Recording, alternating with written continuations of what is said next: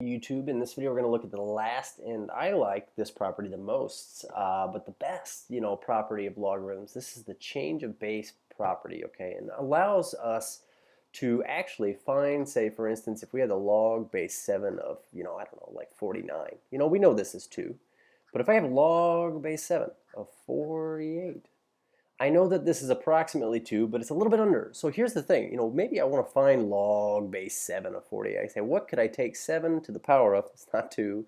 That's a question mark. To get 48. And my calculator should be able to tell me this, right? Right? So when you get your calculator out, we say, let's pull this open here. We say log base 7 of 48. Can we do this? So I'll hit on, and what I notice here is that I have two log buttons. I have log, which is our common log, right in front of our 10 to the x function here. And then we say ln, which is our natural log, which is right in front of this. You can't read it here, but it says e to the power of x behind it, which is behind our natural base, e to the x power. So those are the only really two options that I see on my TI calculator here. And I know that I've seen a lot of calculators and that they often come with just a common log and a natural log button. Some calculators, they actually give you the option of changing your base on them. But what I will say is that this is probably the exception and not the rule. So the idea here is going to be in this video, is there a way that I could type this into my calculator to get an approximate decimal value for it? And honestly, yes, you can. So let's go ahead and read through the change of base property. We've seen that calculators, they give our common log, so our base 10 log, and our natural log, which is our ln. But to find a log with any other base, we can use the following, what we call change of base property. And what it allows you to do is to change this base to whatever you want. So for instance, log base 7 of 48, I could change that base to a 2. I could change it to a 3. I could change it to pi. You know what I'd really like to change it to? I'd really like to change it to either 10 or to e. And the reasoning behind this is because, well, kind of obvious. Then I could type it into my calculator. So the whole idea behind this video is, how could I take any logarithm on the planet and rewrite it so that my calculator can actually do it for me in terms of either base 10 logs or base e logs. So the change of base property says for any logarithmic bases a and b and any positive number m, we have log base b of m is equal to log base a of m over log base a of b. So let's kind of interpret what just happened here. We say the logarithm of m with base b is equal to the log of m with any new base divided by the log of b with that new base. So the idea here is this. You'll notice that this m, I'll just draw a little dynamic diagram here. This bigger number here that we were taking the log of, over here in this quotient we have the log base a of that thing. And then on the bottom we have log base a of our base, which was initially our base there, our b. We have log base a of that thing. So essentially what we're doing is we're just taking the log base a of this thing here that we were taking the log of over log base a of the initial base.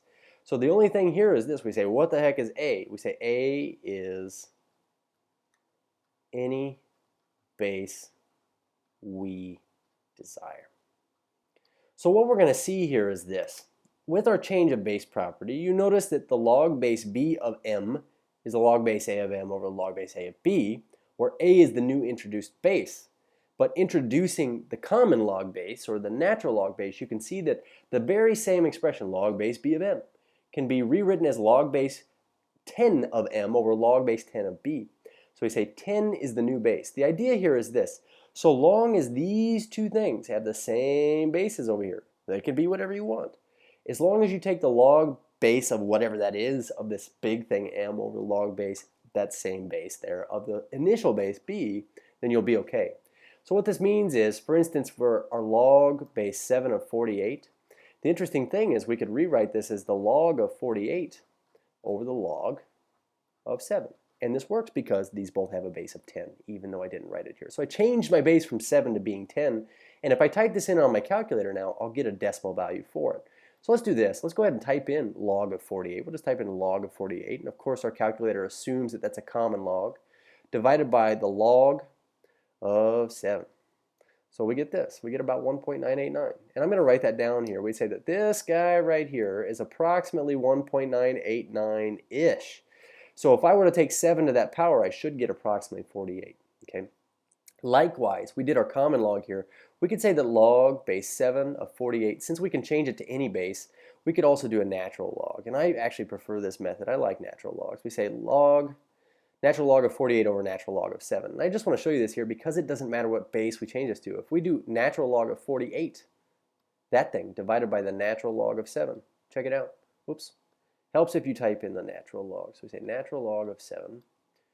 We still get the same thing. So the idea here with this change of base formula is let's just change it to either the common log or the natural log to evaluate it. So for instance, it says use common logs to evaluate log base 7 of 2506. Yikes. So in other words, what we're asking here for is what the heck can I take 7 to the power of to get 2506? I have no idea if this is a perfect seventh. I don't think it is. But what this means here with this change of base property is we could take this initial log, this log base 7 of 2056, and because we want to use common logs, we'll do common logs. We say log of the 2506 over log of the 7.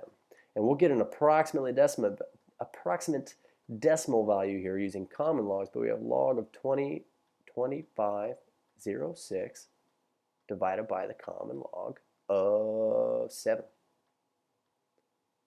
And we want to go out to about 3 decimal places. I don't think this is specified here, but I'd say 3 decimal places is pretty good. We say 4.022-ish. So we get about 4.022-ish exponent here. So if I want to check this out, I say, well, I don't know. What happens when I take 7 to the 4.022? Do I get 2506? So let's check this out here. We say 7 to the power of 4.022. And you'll notice that we got 2506 and some change. We say, well, why did this happen? Well, look at your initial exponent value. We had 4.021. And I rounded that up to a 4.022. So we must have gotten a little bit bigger than what we actually needed here. If we were to now try this again, we say, let's take 7 to the power of 4.021996. I'll go out all the way out to here.